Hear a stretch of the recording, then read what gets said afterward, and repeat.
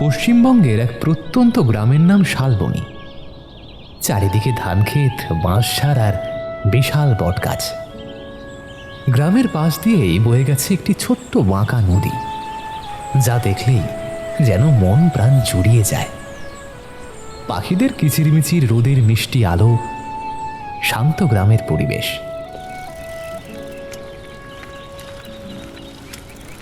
আকাশ আর বিকাশ দুই বন্ধু দুটো সাইকেলে প্যাডেল করতে করতে গ্রামের বাজারের দিকে যাচ্ছে। দুজনেই বেশ ফুরফুরে মেজাজে আছে।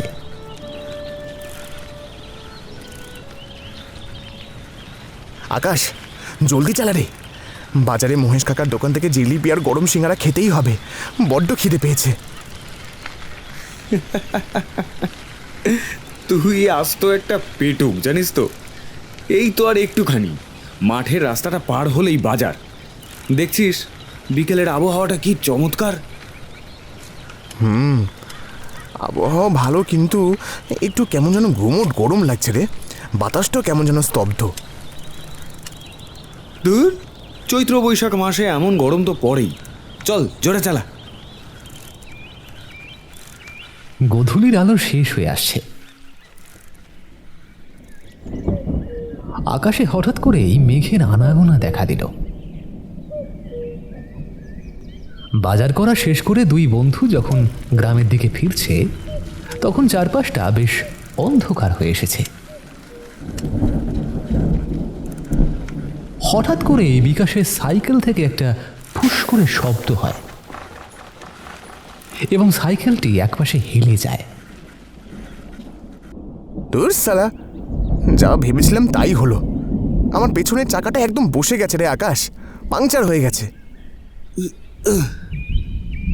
বলিস কি, এই জনমানবহীন শ্মশান মাঠের মাঝখানে এখন পাংচার হলো? আশেপাশে তো কোনো দোকানও নেই। ঠিক সেই সময় পাশ দিয়ে ঘরে ফিরছিলেন গ্রামেরই এক ফকির দাদু। তিনি তাদের দেখে বলে উঠলেন, আরে আকাশ আর বিকাশ যে, তা তোরা এ সময় এখানে কি করছিসটা কি? হ্যাঁ, আর বলো না দাদু, আমরা বাজার করে ফিরছিলাম, দেখো না বিকাশের সাইকেলের চাকাটা পাংচার হয়ে গেল। কি বলিস রে? তা এই সময় তো এখানে কাউকে পাবি না। আজ তো আবার শনিবার, আবার আকাশে কাল বৈশাখীর লক্ষণও দেখছি। সন্ধ্যার পর শ্মশান মাঠের রাস্তা দিয়ে ফিরিস নে বাবা। ফকির দাদু চলে যেতেই কথাটা আকাশ হেসে উড়িয়ে দেয়, কিন্তু বিকাশ একটু ভয় পেয়ে যায়। ফকির দাদু ঠিকই বলেছে আকাশ। মেঘের অবস্থা দেখেছিস? হ্যাঁ, পুরো কুচকুচে কালো মেঘ ঢেকে গেছে চারপাশে। এক্ষুনি কাল বৈশাখী নামবে। এবার কি হবে রে? আমরা তো ভেসে গেলাম। প্যান প্যান করিস না তো, চল সাইকেল ঠেলে ঠেলেই এগোই। জোরে হাঁটলে আধ ঘন্টায় বাড়ি পৌঁছে যাব।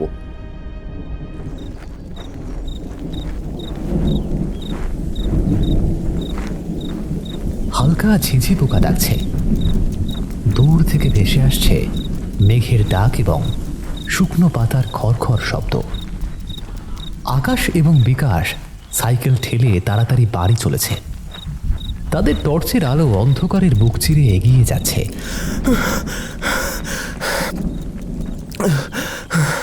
আকাশ, আর কত দূর রে? আমার কিন্তু ভালো ঠেকছে না। চারপাশটা কেমন যেন হঠাৎ থমথমে হয়ে গেল। ঝিঝি পোকাগুলো ডাকছে না রে। ধুর বেটা, আর একটুখানি, এই মাঠটা পার হলেই তো আমাদের গ্রাম। তুই বড্ড ভয় পাস। না রে, এটা সাধারণ ভয় নয়। তুই বাতাসটার দিকে খেয়াল করেছিস? একদম বন্ধ হয়ে গেছে। এইটাকে বলে ঝড়ের আগের স্তব্ধতা। আর আজ তো শনিবার, এমনিতেই শ্মশান ঘেঁষার মাঠটায় মানুষ সন্ধ্যের পর আসে না। দাঁড়া তো, শুনলি কিছু? হঠাৎই দূর থেকে একটা অদ্ভুত খসখসে হাসির শব্দ বাতাসে ভেসে এলো, যা পরক্ষণেই মিলিয়ে গেল আবার। কি কি কি কিসের শব্দ ওটা? চল জোরে হাঁট। দূর, কোনো বুনো জানোয়ার হবে হয়তো। চল চল।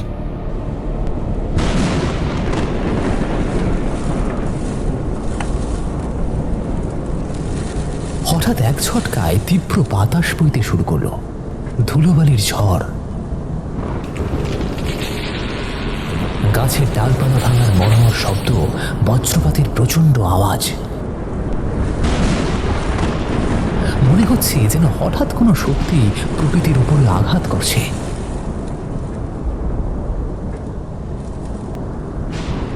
বাতাসের বেগ তীব্র থেকে তীব্রতর হতে থাকে। আকাশ আর বিকাশ প্রায় চোখ মেলতেই পারছে না। আকাশ, কাল বৈশাখী এসে গেছে রে। সাইকেল ছাড়, মাথা ফেটে যাবে না হলে শিলাবৃষ্টিতে। ওই দেখ, সামনে ওই বড় পুরনো বটগাছটার নিচে একটা ভাঙা শিব মন্দির মতো আছে। চল চল, ওখানে চল। দুজনে প্রায় অন্ধের মতো দৌড়াতে গিয়ে একটা ভাঙা পরিত্যক্ত মন্দিরের চাতালে আশ্রয় নেয়। মন্দিরটি 100 বছরের পুরনো, শ্যাওলা আর লতা পাতায় ঢাকা। পাশেই একটা বিশাল জটাধারী বট গাছ, যা ঝড়ের ডাইনির মতো চুল দোলাচ্ছে। ও ভগবান, বাঁচলাম। কি ঝড় রে বাবা, মনে হচ্ছিল উড়িয়ে নিয়ে যাবে। মন্দিরটা তো অনেক পুরনো। চল দেখি ভেতরে কেউ আছে নাকি। ভেতরে কেউ আছেন? পুরোহিত মশাই, কেউ আছেন? কি করে এত ডাকছিস তবুও কেউ কেউ সাড়া দিচ্ছে না। মনে হয় না ভেতরে কেউ আছে। আকাশ দরজাটা হালকা করে ঠেলতেই দরজাটা খুলে গেল। এ কি, ভেতরে তো কেউ নেই রে। কি অদ্ভুত দেখতে। দেখ, গর্ভগৃহের ভেতরে কোনো মূর্তি নেই, শুধু চারপাশটা কেমন একটা পচা মাংসের গন্ধে ভরে আছে। উফ, কেমন যেন গাটা গুলিয়ে উঠছে।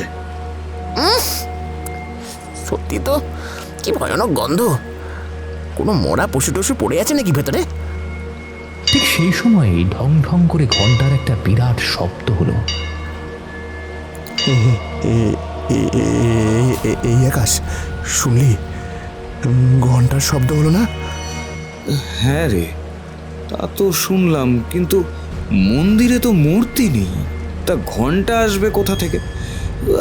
ছাড়, এসব ছাড় তো, সব কিছুই মনের ভুল। আমার সব কথা না এভাবে এভাবে ভাওতাবাজির মতো উড়িয়ে দিস না রে আকাশ।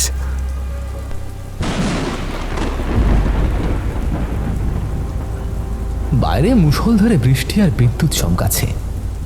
প্রতিবার বিদ্যুৎ চমকালেই মন্দিরের ভেতরে অদ্ভুত সব ছায়া তৈরি হচ্ছে। হঠাৎ করেই একটা প্রকাণ্ড বজ্রপাত হলো।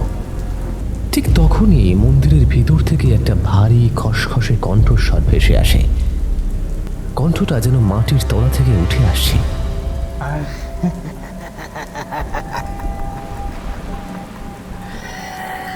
কোথায় যাবে? কাল বৈশাখীর রাতে এই শ্মশান ভূমির মন্দিরে যে আসে সে আর ফেরে না। তোরাও ফিরবি না।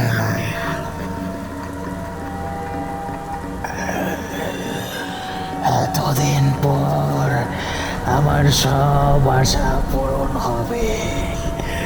আমি জিতব।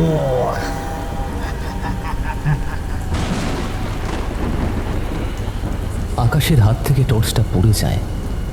টর্চের আলোটা মাটিতে পড়ে কাঁপতে থাকে। আকাশ, ওটা কে কথা বললো? মন্দিরে তো আমরা ছাড়া আর কেউ নেই।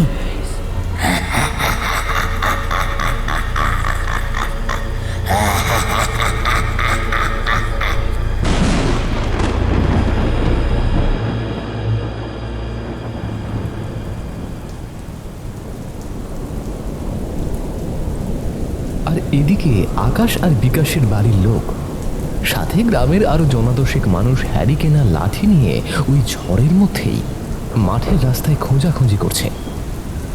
আকাশের বাবা আর বিকাশের মা কান্নাকাটি করছেন।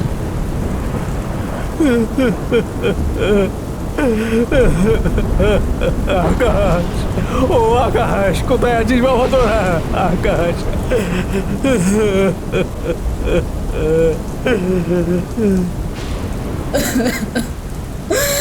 ওরে আমার বিকাশ, কোথায় গেলি রে?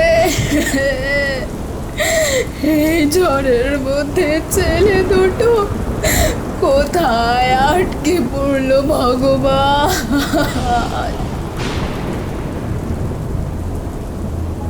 মাঠের রাস্তা তো পুরো ফাঁকা, শুধু রাস্তার ধারে দুটো দুমড়ানো মুচড়ানো সাইকেল আর বাজারে থলি পড়ে আছে, কিন্তু ছেলে দুটোর তো কোনো পাত্তাই নেই। এই কাল বৈশাখী রাতে ওনারা কোথায় হাওয়া হয়ে গেল? চারপাশটা তো বড্ড অন্ধকার। এই শ্মশান মাঠের দিকে রাতে খোঁজ করা মুশকিল। চলো গ্রামের দিকে আরেকবার দেখি। সবাই কাঁদতে কাঁদতে মন্দিরের এদিক ওদিক খুঁজতে থাকে, কিন্তু কোথাও তাদের দেখা পাওয়া যায় না। বাতাসের শব্দ এখন যেন একটা কান্নার গোঙানিতে পরিণত হয়েছে।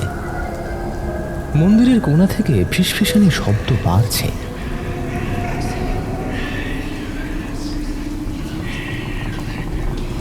আকাশ মাটিতে পড়ে টর্চটা তুলতে যাবে, ঠিক এমন সময় সে দেখতে পেল একটা কালো কুচকুচে লম্বা হাত, যার নখগুলো তলোয়ারের মতো ধারালো, টর্চের ওপরে এসে পড়ল।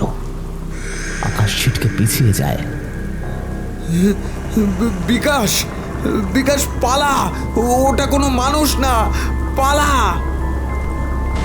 দুজনেই মন্দিরের বাইরে বেরোনোর জন্য দৌড়ে যায়, কিন্তু অলৌকিক উপায়ে মন্দিরের ভাঙা কাঠের দরজা সশব্দে বন্ধ হয়ে যায়।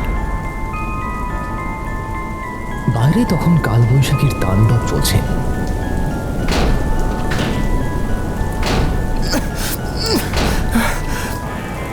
দরজা খুলছি না রে আকাশ, আমরা আটকে পড়ে গেছি। আমাদের কেউ বাঁচাও। না না না না না না না, এ হতে পারে না। যে করেই হোক আমাদের বেরোতেই হবে বিকাশ, নইলে নইলে আমরা বাঁচতে পারবো না।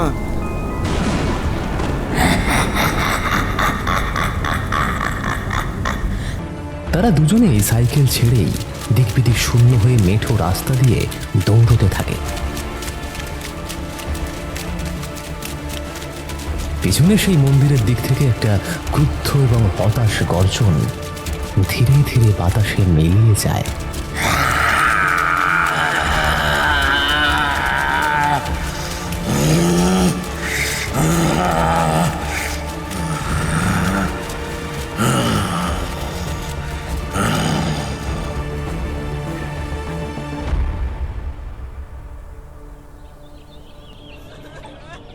আকাশের বাড়ির উঠোনে দুই পরিবারের লোকজন বিষণ্ণ মুখে বসে কাঁদছে।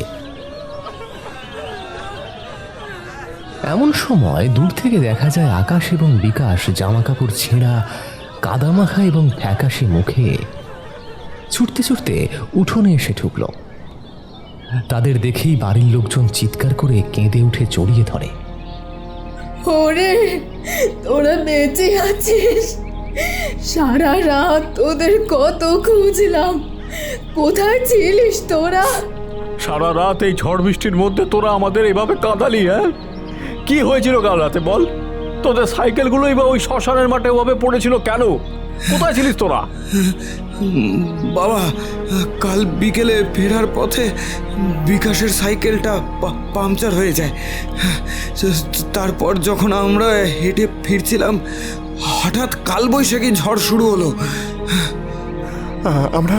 আমরা বাঁচার জন্য ওই শ্মশানের পুরনো ভাঙা শিব মন্দিরে আশ্রয় নিয়েছিলাম মা, কিন্তু ওটা কোনো সাধারণ মন্দির ছিল না। ওখানে একটা জ্যান্ত পিশাচ ছিল। কি বলছিস তোরা এসব? হ্যাঁ বাবা, বিকাশ ঠিকই বলছে। একটা কঙ্কালসার তান্ত্রিকের আত্মা আমাদের বন্দি করে ফেলেছিল, আমাদের বলি দিতে চেয়েছিল। সে দেয়ালের ছায়াগুলো নড়ছিল, ও ওপর থেকে উল্টো পা ঝুলছিল। আকাশ পকেট থেকে মায়ের দেওয়া সেই তামার কবচটা দেখায়। এই মায়ের দেওয়া কবচটার জোরে কাল রাতে আমরা পিশাচটার হাত থেকে বেঁচে ফিরেছি বাবা, না হলে আজ সকালে আমাদের লাশ পড়ে থাকতো ওখানে। আকাশের মা এবং বিকাশের মা ভয়ে ভগবানকে ডাকতে শুরু করেন।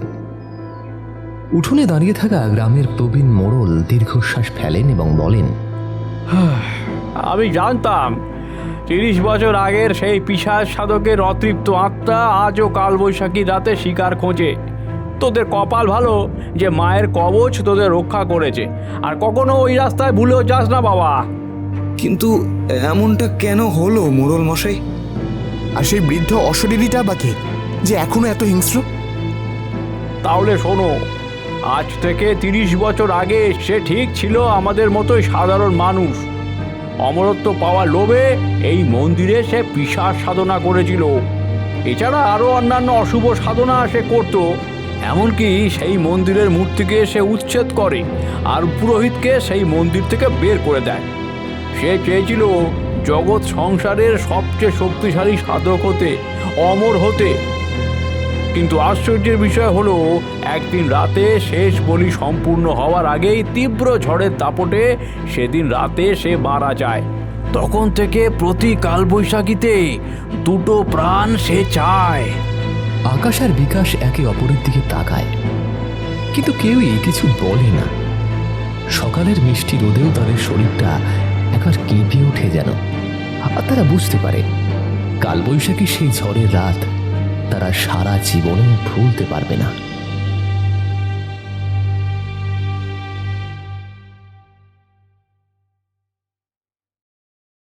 আমাদের এই গল্প যদি আপনাদের ভালো লেগে থাকে তাহলে অবশ্যই লাইক করবেন এবং শেয়ার করবেন। যারা চ্যানেলটিতে নতুন তারা অবশ্যই সাবস্ক্রাইব করুন। শুধু বেল আইকনটি টিপে নোটিফিকেশন অন করে দিন, যাতে আমাদের পরবর্তী কাজগুলোর খবর সবার আগে আপনার কাছে পৌঁছয়। ধন্যবাদ।